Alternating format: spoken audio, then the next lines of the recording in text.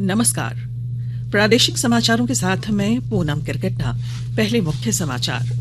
प्रधानमंत्री नरेंद्र मोदी कल video conferencing के जरिए आजादी के अमृत महोत्सव के स्वर्णिम भारत की ओर कार्यक्रम का राष्ट्रीय स्तर पर करेंगे शुभारंभ। राज्य मंत्रिपरिषद की बैठक में 51 प्रस्तावों को दी गई मंजूरी। पेट्रोल पर सब्सिडी के लिए मुख्यमंत्री हेमंत सोरेन ने सीएम सपोर्ट केयर ऐप का किया उद्घाटन। कृषि मंत्री बादल पत्रलेख ने किसान कॉल सेंटर का किया उद्घाटन। राज्य भर के किसान टोल फ्री नंबर पर फोन कर विशेषज्ञों से ले सकेंगे सलाह। और राजधानी रांची और उप राजधानी दुमका में गणतंत्र दिवस को लेकर परेड का रिहर्सल शुरू। 18 साल से कम और 60 साल से अधिक उम्र वाले समारोह में नहीं होंगे शामिल। प्रधानमंत्री नरेंद्र मोदी कल वीडियो कॉन्फ्रेंसिंग के जरिए आजादी के अमृत महोत्सव से स्वर्णिम भारत की ओर कार्यक्रम का राष्ट्रीय स्तर पर शुभारंभ करेंगे और इस अवसर पर प्रमुख भाषण देंगे।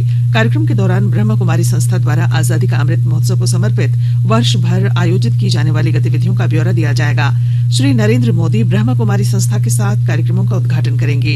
इस कार्यक्रम का आयोजन ब्रह्म कुमारी के संस्थापक पिताश्री प्रजापति ब्रह्म के आरोहण की 53वीं वर्षगांठ के अवसर पर किया जा रहा है।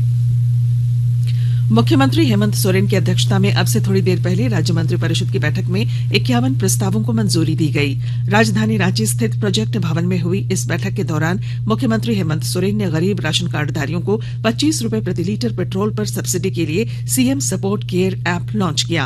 इस योजना के तहत लाभुकों को एक महीने में अधिकतम 10 लीटर पेट्रोल पर प्रति लीटर 25 रुपए के हिसाब से 250 रुपए तक की सब्सिडी दी जाएगी। मंत्रिपरिषद की बैठक के बाद कैबिनेट सचिव वंदना दादेल ने बताया कि श्रम विभाग की नियुक्त नियमावली में संशोधन, खाद्य प्रसंस्करण उद्योग नीति को अवधि विस्तार, टोक्यो ओलंपिक में भारतीय महिला हॉकी टीम में शामिल झारखंड की खिलाड़ी निक्की प्रधान और सलीमा टेटे के अलावा तीरंदाज दीपिका कुमारी, कोमलिका बारी सहित अन्य खिलाड़ियों को प्रोत्साहन राशि को मंजूरी दी गई। देश में अब तक 158 करोड़ से अधिक टीके लगाए जा चुके हैं। कल 76,35,000 से अधिक कोविड टीके लगाए गए। पिछले 24 घंटों में कोविड के 2,82,000 से अधिक नए रोगियों की पुष्टि हुई है, जबकि 1,88,000 से अधिक मरीज स्वस्थ हुए। इस समय 18,31,000 रोगी उपचाराधीन हैं। स्वस्थ होने की दर 93.88% है। स्वास्थ्य मंत्रालय ने राज्यों और केंद्र शासित प्रदेशों को अब तक 158 करोड़ से अधिक कोविड रोधी टीके उपलब्ध कराए हैं। प्रधानमंत्री नरेंद्र मोदी ने किशोरों के कोविड टीकाकरण अभियान पर प्रसन्नता व्यक्त की है।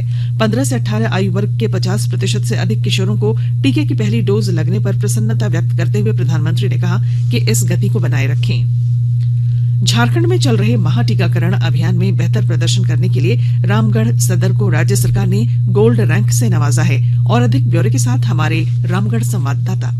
महा टीकाकरण अभियान के दूसरे सप्ताह में बेहतरीन कार्य करने के लिए रामगढ़ सदर को गोल्ड रैंक से नवाजा गया है। इसे लेकर राज्य में 18 वर्ष से अधिक आयु के लोगों के 100% कोरोना टीकाकरण के उद्देश्य से 16 दिसंबर 2021 से 15 जनवरी 2022 तक पूरे राज्य में महा टीकाकरण अभियान चलाया गया था। इस अभियान के द्वितीय सप्ताह 23 दिसंबर से 29 दिसंबर 2021 तक रामगढ़ सदर क्षेत्र में सबसे ज्यादा टीकाकरण किया गया है। इसे लेकर राज्य सरकार द्वारा रामगढ़ सदर को गोल्ड रैंक दिया गया है।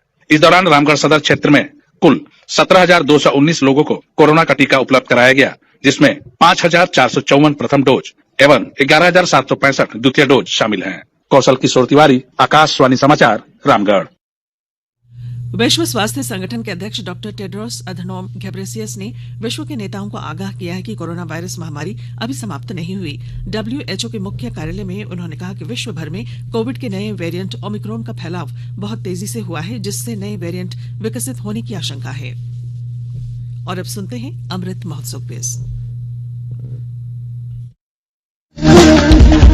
आजादी का अमृत महोत्सव।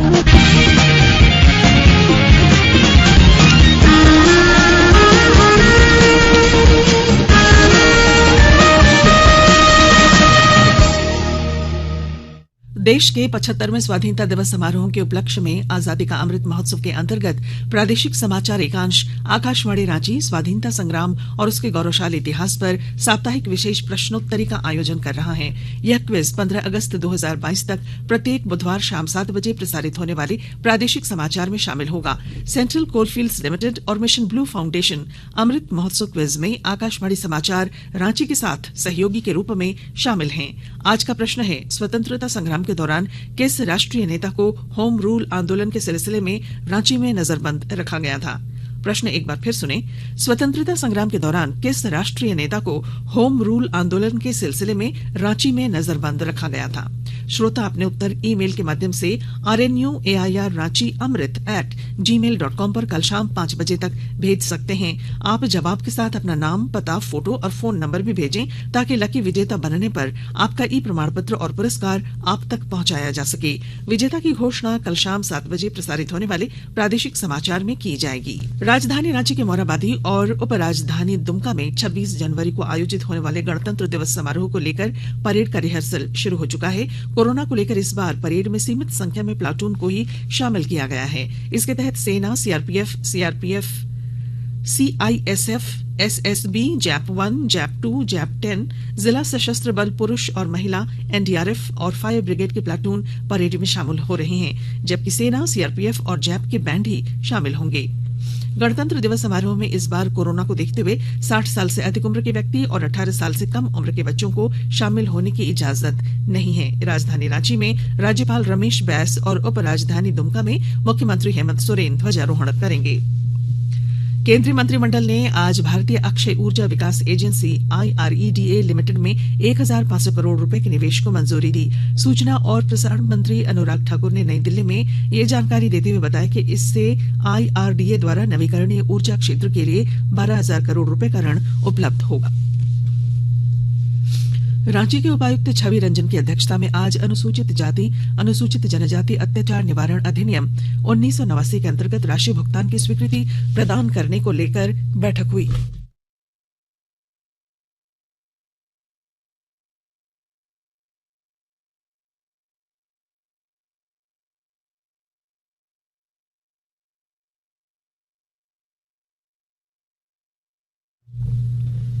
बैठक में समिति ने कुल 19 मामलों में पीड़ितों को मुआवजा भुगतान के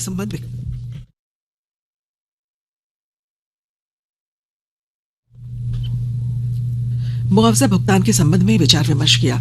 मुआवजा भुगतान से संबंधित 18 प्रस्तावों पर समिति ने स्वीकृति दी, जबकि एक मामले में मैनुअल जाति प्रमाण पत्र बिहार से निर्गत होने पर उपायुक्त ने राशि भुगतान के लिए विभाग से मार्गदर्शन मांगने को कहा।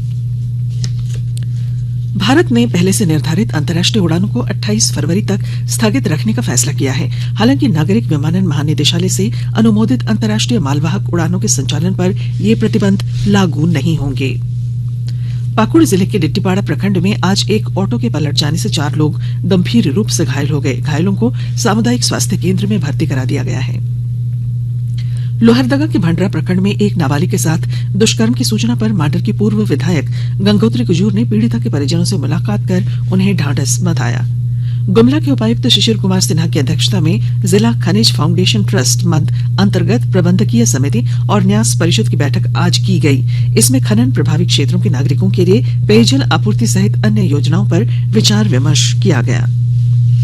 और अब बुलेटिन के आखिर में मुख्य समाचार एक बार फिर। प्रधानमंत्री नरेंद्र मोदी कल वीडियो कॉन्फ्रेंसिंग के जरिए आजादी के अमृत महोत्सव से स्वर्णिम भारत की ओर कार्यक्रम का राष्ट्रीय स्तर पर करेंगे शुभारंभ। राज्य मंत्रिपरिषद की बैठक में 51 प्रस्तावों को दी गई मंजूरी। पेट्रोल पर सब्सिडी के लिए मुख्यमंत्री हेमंत सोरेन ने सीएम सपोर्ट केयर ऐप का किया उद्घाटन। कृषि मंत्री बादल पत्रलेख ने किसान कॉल सेंटर का किया उद्घाटन। राज्य भर के किसान टोल फ्री नंबर पर फोन कर विशेषज्ञों से ले सकेंगे सलाह। और राजधानी रांची तथा उपराजधानी दुमका में गणतंत्र दिवस को लेकर परेड का रिहर्सल शुरू। 18 साल से कम और 60 साल से अधिक उम्र वाले समारोह में नहीं होंगे शामिल। और इसके साथ ही आकाशवाणी रांची से प्रादेशिक समाचार का ये बुलेटिन समाप्त हुआ। नमस्कार।